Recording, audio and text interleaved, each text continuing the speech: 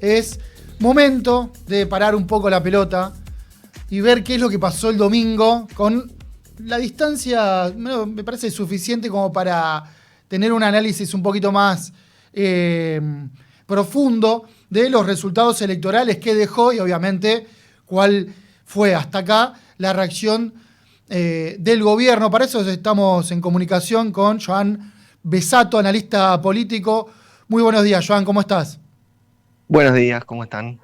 Muchas gracias por estos minutos acá en el Mirador.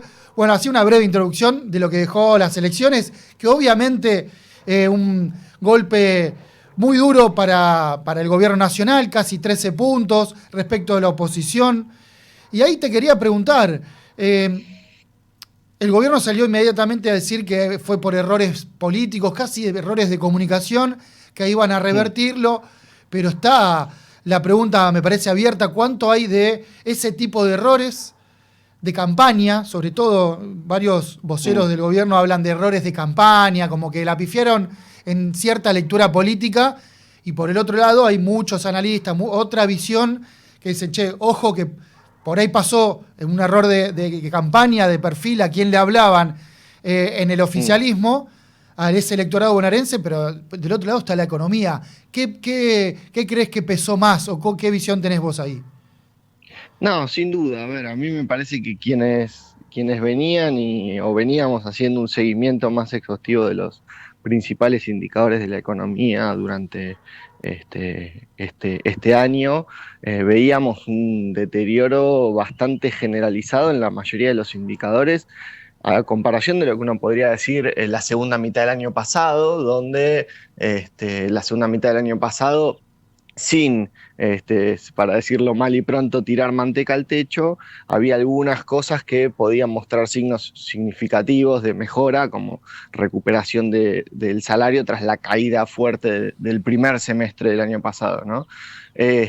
Y sin embargo, bueno, eso este año ya se verificaba, se venía verificando que venía muy distinto en las tendencias de ingresos, de nivel de actividad, bueno, jubilación mínima, incluso, bueno, hasta por ahí el pilar del gobierno, que es la desaceleración inflacionaria, había mostrado un amesetamiento y los últimos meses antes de la elección incluso un repunte, aunque leve, pero un repunte al fin. Entonces, quienes venían siguiendo indicadores económicos veían una situación muy atípica de cara a una elección, ¿no? Me parece que eso era una pauta importante de que la situación del gobierno frente a la elección de la provincia de Buenos Aires, que además, recordemos, es uno de los distritos más afectados, ¿no? Porque es uno de los distritos con más, primero, con más población, pero con más tejido industrial, que es uno de los sectores más afectados por la política del gobierno, con también el sector de la construcción, es un sector bastante relevante allí y también es uno de los sectores más afectados. Entonces, bueno, una elección en ese distrito, en el marco de esto que venimos mencionando, un deterioro medio generalizado en los últimos meses, y era un desafío importante para el gobierno, que efectivamente se verificó en los resultados, que también hay que decirlo, es cierto, nadie esperaba la magnitud de esa derrota. Había hasta último momento, uno podía percibir del lado del peronismo cierto optimismo en la última semana antes de las elecciones. De ninguna manera me parece que nadie se imaginaba una diferencia de 13 puntos. Recordemos una victoria electoral que se dio en 6 secciones electorales por parte del peronismo, en 100 de los 135 municipios.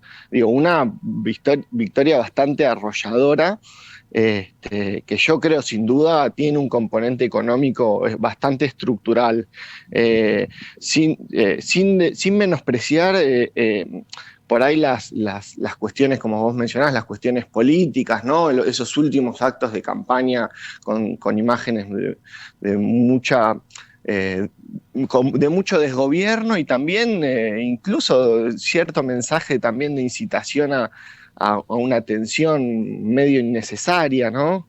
Creo que eso obviamente tiene alguna influencia, pero me daría la pauta que el grueso, lo estructural, se explica por la situación económica.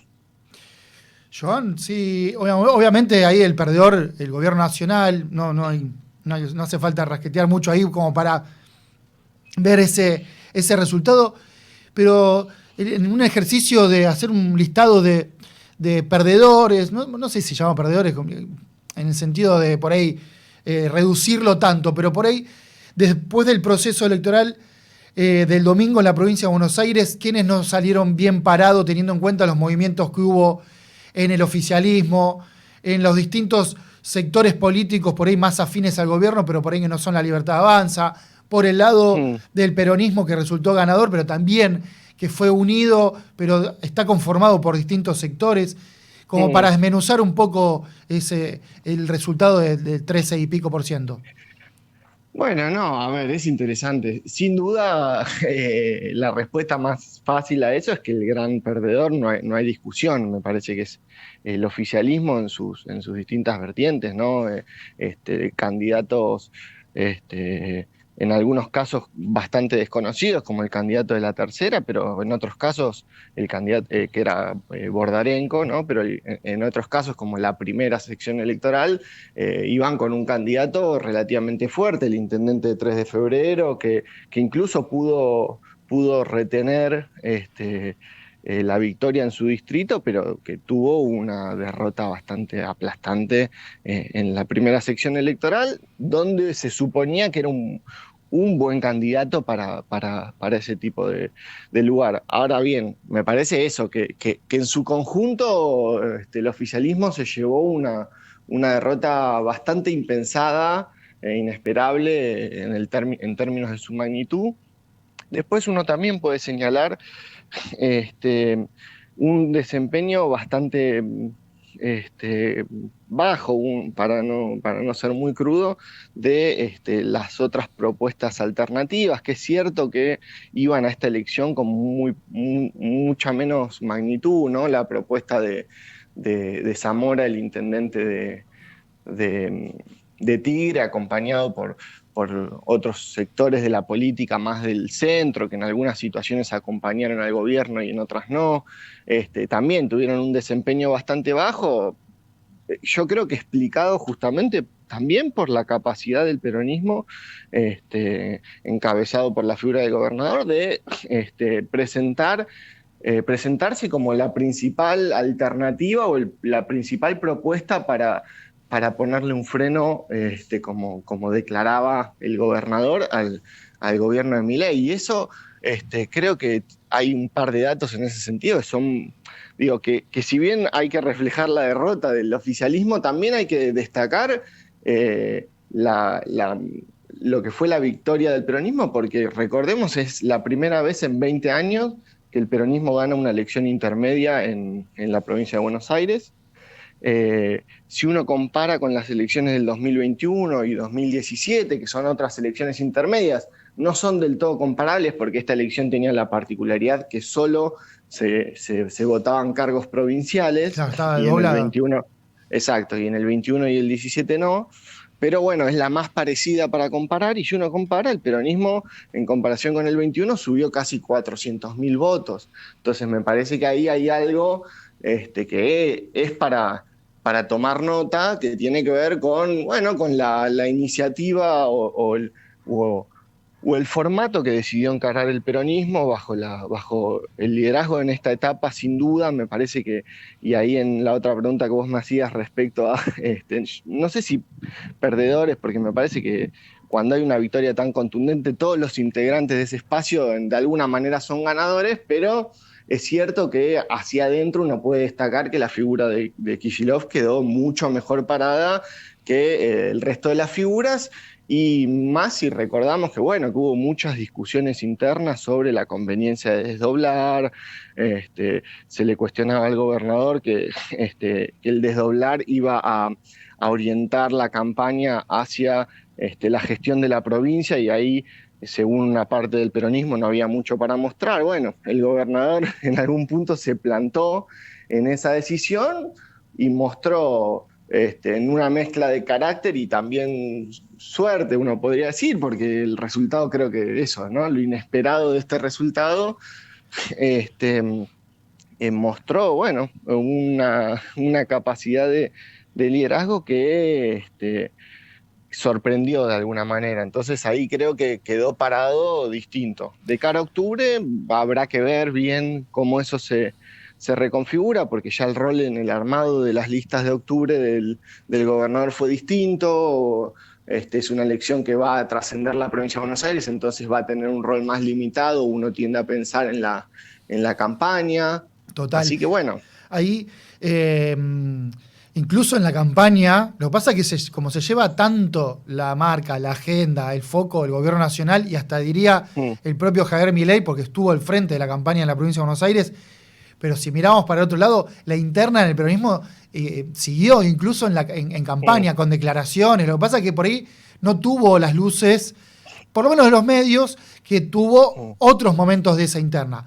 Te quería preguntar, ya post domingo a la noche se conocieron los resultados y ya estamos a jueves. ¿Cómo viste la reacción o qué análisis haces de la reacción que tuvo el gobierno hasta acá?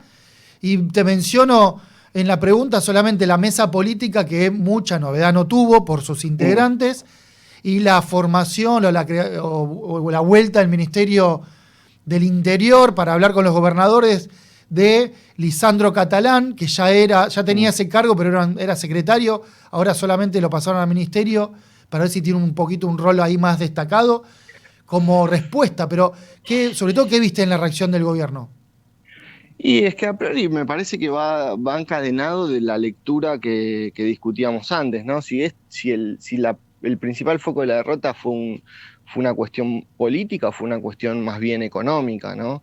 Si uno logra escindir esos dos aspectos. Y la verdad es que en ese sentido uno lo que ve es que en el aspecto económico el gobierno está en una situación de mayor intransigencia, diciendo que va a seguir por el mismo rumbo, que va a profundizar, incluso, bueno, declaraciones bastante raras y fuertes del ministro de Economía, según trascendió en Diario de la Nación, con las cámaras con las principales entidades bancarias, diciendo que si esto seguía así, en 2027 iba a gobernar el comunismo, ¿no? Como declaraciones que dan cuenta de que hay un bajo nivel de escucha o poca toma de nota respecto a la cuestión económica del resultado del domingo, que insisto, yo creo que es el principal foco y factor estructurante del resultado de la elección.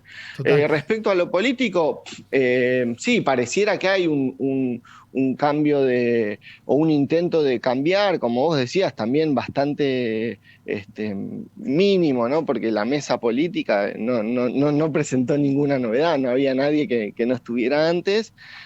Sí, la mayor jerarquización del ministro de Interior, sí. exacto.